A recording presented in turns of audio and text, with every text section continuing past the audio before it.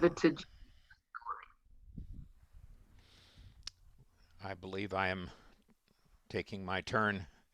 Uh, Good morning to all of you. Mike, thanks for those heartfelt words. I'm an emotional kind of person, as are many, so I'm not alone. So today I got to take a deep breath, like uh, all of us. I have a friend visiting today, Linda Jones, and I want to welcome her. And I also see that there are family members, Murray's family members, some of whom are in attendance. Um, and then, of course, I want to say to die, that poem was unbelievable. So I volunteered to tell the story for all ages as a part, kind of an extension of the homily that I was invited to give. And hopefully it will not be disjointed.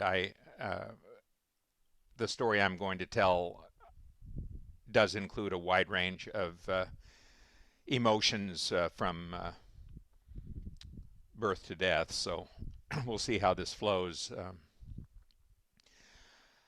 By way of introduction, in 1992, my wife and I moved to Honolulu, Hawaii, and I took a job at the University of Hawaii, uh, engaging in outreach to all of the Hawaiian Islands and then subsequently uh, south to American Samoa and then later further west into Micronesia, representing the university, promoting disability awareness and inclusion. I had never really been in the Pacific before except on holiday. I was bilingual Spanish and English, and I had grown up in bilingual worlds, but that was hardly a ticket to what I was to experience out here. Um, Sharon and I have been here ever since. It's going on 30 years now, and I have traveled to American Samoa, which you will learn quite a bit about today. On and off, I have traveled there for 20 or more years, and I have built relationships that are enduring. In that spirit, I'm going to share my screen and take the story for all ages. We'll see how I do. I will share my sound. I'm talking to myself, really. Um, I will click play and see what happens. Um, I am assuming that, yes, I'm seeing thumbs up from Amanda. So here we go. Um, this story today takes place far, far away in a land. I wish I could do a Star Wars beginning for this one. Um, American Samoa, pronounced America Samoa by the Samoans, is a United States territory, and it's been a territory of the United States for 120 years. The Americans, during the period of American colonization of the Pacific, showed a real interest in American Samoa because of its harbor. The U.S. Navy wanted to use the harbor as a coaling station. And the history is complicated at best. This is our newest national park, and it's actually located across several of the Samoan islands, so you can go island hopping and enjoy one of the most beautiful parks in the world.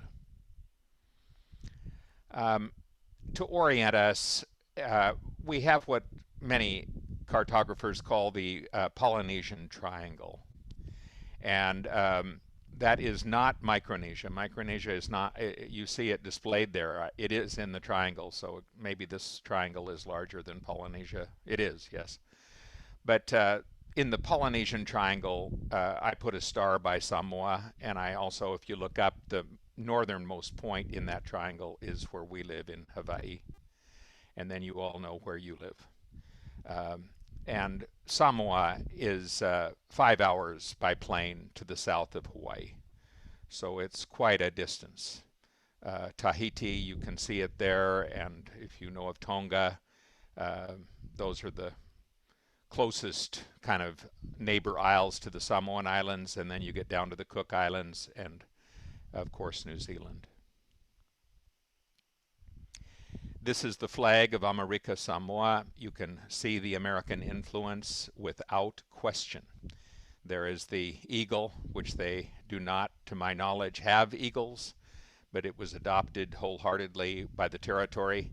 And in the eagle's talons are the traditional symbols of the Samoan culture, the staff, and the war club. I'm seeing a sign that says that someone needs to be admitted into the meeting if It's okay. Peter I've could. done that. Thanks, Jim. Thank you.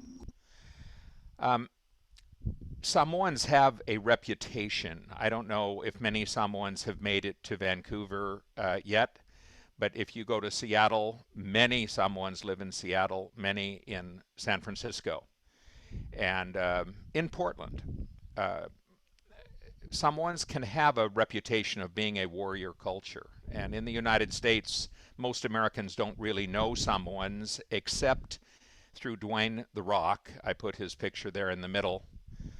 He, of course, is Hollywood's representation of Samoa. And then many Americans know of the role of Samoans in the National Football League. They are big men and they play hard. What many of us do not know is that countless many Samoans are in our military. That is for many the way out of the islands. It's the key to getting into the greater world. It's to join the Army Reserve and move on. Many are now coming back to the islands as retirees and are bringing a whole new set of values and aspects. Samoa is what some anthropologists call a collectivist society. It is not an individualist society. The more I spend time with all of us, including you Canadians, I realize we are a very individualistic people in many regards. Although I'm looking at Amanda as I say this, and I know your heart is so collectivist, it's just crazy, Amanda. But nonetheless, there are cultural differences. And in this case, this is one of their great Fautasi canoes. Uh, Samoans will paddle in races with 45 paddlers. 45 paddlers. Here in Hawaii, we muster 6. Contrasts. Because of our interest in our congregation with gender, I also thought I should say that in Samoa it is commonly referred to, they commonly refer to the third gender. And I have had many fa'afafine in my classes. I've taught there for years and years. The fa'afafine are welcome in the society. Some are even principals of schools. And I am not sure, honestly, what their preferred pronoun would be. It is a third gender, and I do not know. I see that they have put Miss in front of their beauty contest, but I don't. It's a very complicated world, and it's a beautiful world. Samoan children wear uniforms to school. Again, it's a reflection of a society that is, in many ways, role determined. We believe everyone should become, the best they can be, whatever they want to be. As I've been in Samoa, I've come to realize that for many Samoans, perhaps especially girls, they are still directed by roles, expectations of what you will become. And you will certainly care for your elders. I'll repeat that. You will care for your elders. Samoans are very religious. The London Missionary Society Congregationalists arrived in Samoa in 1832. 100 years later, the first indigenous Congregationalist church in the South Pacific was formed in Samoa. And you cannot go to Samoa and appreciate this culture without going to church and appreciating their music. This is a recently erected memorial to a tsunami that struck the island 4 or 5 years ago, and it actually killed several people whom I knew. It was a devastating event. This is what drew the Americans to Samoa. It is their harbor. It is the deepest harbor in the South Pacific, and it has a bend in it. If you look at this harbor, it comes into the island and then it curves off in this picture to the left. And that's what allows ships to come in and find safe harbor. They can go down to the far end of the harbor and avoid the great storms. And now, if you go there, you will see oftentimes 50 what they call yachties that live in the harbor with their yachts. They are people who come from all over the world, who live on their boats, and live throughout the South Pacific. You may have some of those in Victoria too. I don't know. Tourists are just now coming to American Samoa. That may be a cruise ship out there, but usually what you see now are tuna boats. Tuna is the fish of industry, and there is the Starkist tuna factory, which employs 1/3 of the island. It is a beautiful island, and it is volcanic, and they call these high islands. In the Pacific, we have high islands, and then we have low islands. And our low islands tend to be what we think of as atolls. This most certainly is not an atoll. This is a volcanic island that is alive and well, and it just erupted out of the Pacific thousands of years ago. Samoans live in villages along the ocean, and usually a village will have 250 people. Then you go another half mile and there'll be another village. It's village after village after village. And Samoans always have their churches. You see one in this picture. And Elizabeth, I'm aware that you have low vision, friend, and if I had time to tell you about these pictures, I would, but I'm going to send you all these photos. But nonetheless, villages are ruled by clans and traditional leadership. The American notion of democracy is on the surface there. You go to the polls and you vote, but the way you vote is very much determined by your clan and by your family expectation. Churches are in every village, and sometimes there are more than one, and they are not all Congregationalist anymore. There are Baha'i, Catholics, Mormons. The Mormons have done very well in the South Pacific. That's got a double meaning, you guys, because they've also recruited many Mormons to come to Utah and go to college. They make a good deal of money. Many of the Mormons are very entrepreneurial in the Pacific. Cute little churches, always with dogs. The doors will open on Sunday mornings, and the congregation will flock in, and so will the dogs. And children will walk among the aisles and come up to you and want to touch you. And it's a service like you have to be there to believe it. Samoans love their ainga buses. These are called ainga, and they are family buses. They're owned by individual families. Every village has an ainga bus that goes back and forth from the village to town, and you can stand on the road and flag these things down. They have wooden seats. Half the people on board are smoking. The driver has his boombox blaring. It is not transportation the way I catch from the Empress to go out to the ferry, I'll assure you. It's a different way to get places. I had to put a picture of taro, which is the starch of the Pacific. If you do not know this, Pacific Islanders do not typically eat potatoes. They eat yams and taro. And there are two kinds, wetland and dryland, and it's a very labor-intensive crop, and it's wonderful food. Some Pacific Islanders believe that their origins, their own origins, are from the taro. I have to mention culture as it is practiced. The Samoan people never lost their land. That's an important concept, you guys, because we know so many indigenous people did. Samoans did not. The Americans, in our case, American Samoa, the Americans had no interest in the land. And in fact, the traditional practice in Samoa is that you cannot sell your land. It cannot go to hotels. All the Hilton hotels of the world would love to build down there, but they can't get a hold of the land. And the Samoans did not lose their language. So there you have it, language and land. Music is so essential to this culture. It is crazy. I mean, people are always rehearsing in the villages for one festival or another. And uniforms are the order of the day. So when you join a group, you are wearing a uniform. And I have done it too. I was actually invited to sing in a Christmas choir one year, and it was one of the most moving experiences of my life. Speaking of choirs, in a Samoan church, there'll be a choir. But as I was sitting in a church one day, I realized that virtually everyone in the church was in the choir. It's a different concept than go up to the front and join a small, tiny choir. It's music is essential, and I don't know. Some of it came in from the West, this harmonizing, but I know this that Pacific Islanders were making music long before the coming of the outsiders, and but the harmonies are crazy making in these churches. This is called White Sunday. It occurs on the second Sunday of October.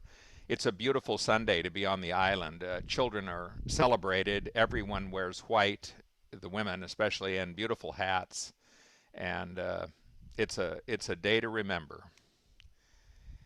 This is the Samoan family on the left, with whom I lived for some years. I've lived in hotels, I've lived in a Catholic convent, and I've lived with several Samoan families over the years. Kilifi, which I think means Clifford in English, is the fire chief on the island, and he invited me into his home with his wife Mata. And they have a daughter who was a special education teacher who sort of brokered the whole thing. And I love this man. He has been so open to me. I elected to put the two pictures of 100 years ago beside them. I think Kilifi and Mata would laugh if they saw these pictures, but it would be laughter in joy because the Samoan culture has not died. And there are their ancestors, and these are living ancestors. Women were actually topless in many of the villages until the 1970s. So even though the Congregationalists arrived, they were not able to get women to cover up until just 40, 50 years ago. I say that just because, again, I think for us in the West, that's often a symbol of when cultures really change, when a woman in the Pacific puts on a t-shirt.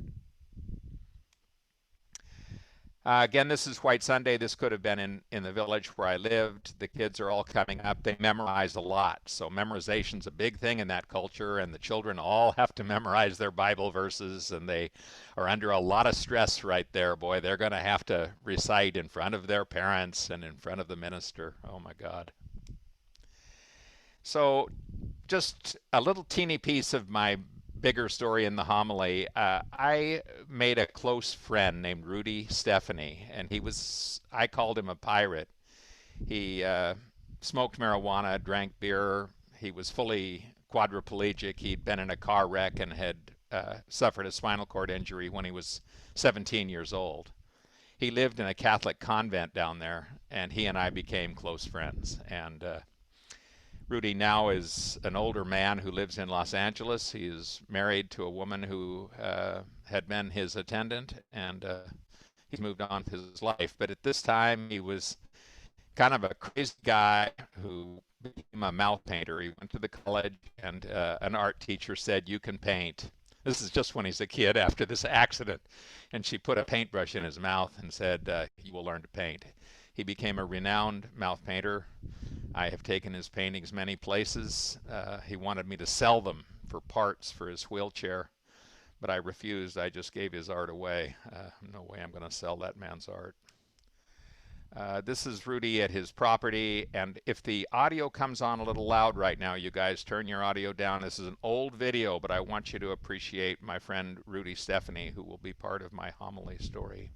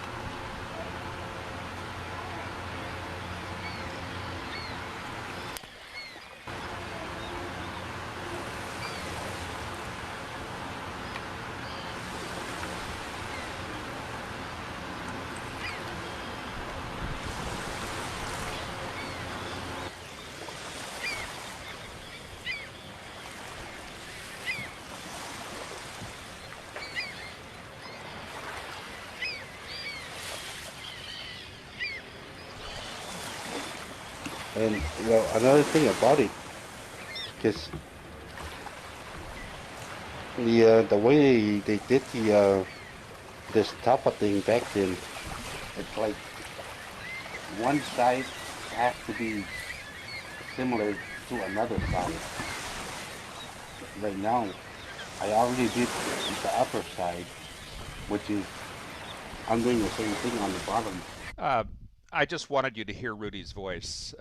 That's an important part of storytelling. When I first met this, he was in a tiny room here. It's so hot in American Samoa, it's crazy. And he was typically shirtless. And he became beloved on the island because of his painting. And one of his big pieces is hanging in the Catholic Cathedral on the island. He would get stiff necks. And I'm saying this because, again, nothing comes easy in this world. And when you sit at these easels and hold a paintbrush with what masking tape so you don't damage your jaw, and do this for hours and hours when you're quadriplegic, you're using the few muscles you've got in your neck in order to produce, and it's uh, it's difficult work. Uh, he now paints, as he puts it, in a modern style. He's moving beyond the Samoan traditional patterns, but all of them are reminiscent of tattoo. If you look at most Samoan art, it is reminiscent of some of the tattoos you have probably seen someone's sporting. This is my style nowadays, yeah. And this is what I make. I usually use like one color. Talofa is a greeting word in Samoan. The last thing I wanted to say to end this story for all ages is that I was into technology. I always have been. And I taught storytelling. We called it digital storytelling. And that's what I'm doing right now with you all. This is a very visual storytelling form, isn't it? I mean, I'm giving us a lot more than my words, and my words are often following the pictures, and that's a common practice in this kind of storytelling. Uh, I got into writing grants, and I did not do this alone, so please don't think I'm taking credit for it. But a group of people, including myself, started bringing Macintosh computers onto the island. And we ended up bringing in hundreds. The federal government brought in the equivalent of a computer lab for every school in American Samoa, which was hundreds of them. And I taught in these labs for years. And I taught the equivalent of PowerPoint, now Keynote, and multimedia, because I wanted Samoans to be able to tell their own stories just the way I'm telling you mine. And this is my class, and we started inviting people to join the classes that were not students. Tua, you see her name there. Tualele is the subject of the homily that I'll get to give in a few minutes. She wasn't a student at all. She was a person with a disability whom we wanted to join us. And I started getting into that of just realizing, my God, I've got a room, I've got a heck of a lot of computers, I have enthusiastic people, I'll invite anybody I want to come and learn this stuff. And so that's what we did. A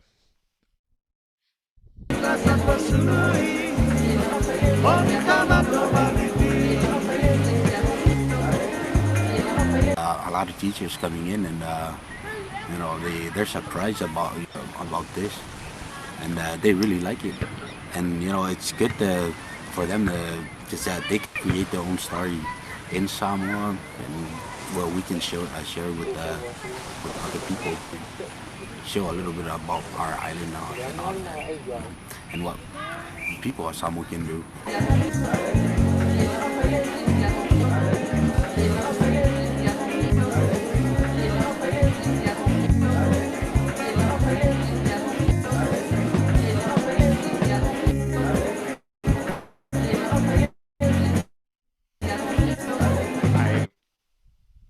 I I don't want to present myself as central to all of this, but I was part of this, and this course became so popular in American Samoa. We gave it 3, 4 times a year for years.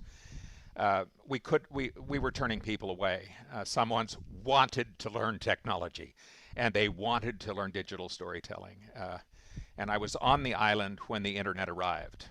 Now, that is not a metaphor, you guys. I stood on a beach and watched a ship bring a cable and I watched them with a little boat bring the internet on a physical cable to this island, which included 55 channels of cable TV of the worst of America's television. But I was there. I saw it all. And oh, now I am not to introduce the song, so